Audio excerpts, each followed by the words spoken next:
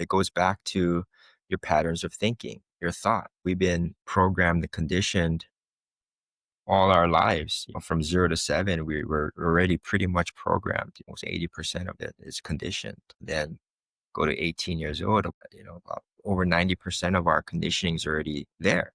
And so over these years, these patterns of thinking from a neuroscience perspective, it's created those connections, those same repeated connections, and they're strengthened, right? Over these years of creating those connections and patterns. So in order to shift that initially is first becoming aware of those patterns, is tuning in, being conscious of your unconscious, right? You're checking in with yourself daily. Is this the same old repeated pattern of the lower Daniel that I'm repeating? Or what is the new Daniel, this higher self of yours, going to transition to? And so you're going to start to replace that with a new thought, with your highest self. And that's what that's doing, is now weakening those stronger patterns and creating new patterns and new connections in your brain called neuroplasticity. You're creating these new pathways now for you to embody your new self. And that's truly shifting. That's first and foremost, is becoming aware, becoming conscious of your subconscious and your programming.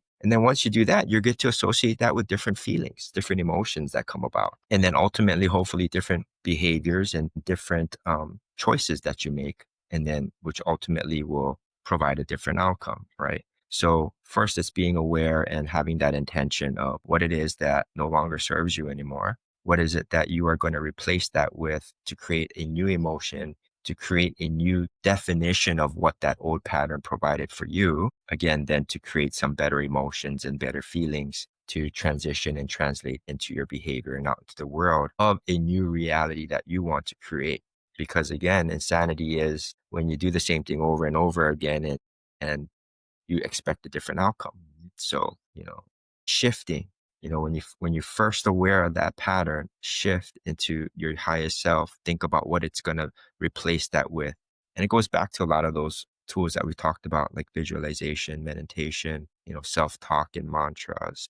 Once you do that work, you'll really get to kind of peel the layers as what you're holding on to, where you're not showing up in your life, where you can be a better version of yourself in different relationships. It's also digging deep and doing the inner work of, why do I think this way? Why do I feel this way? How am I defining this that is probably something that isn't true that you're holding on to? And you get to have that choice, and you get to make that choice and be accountable and responsible for your own life and how you want to navigate this human experience moving forward.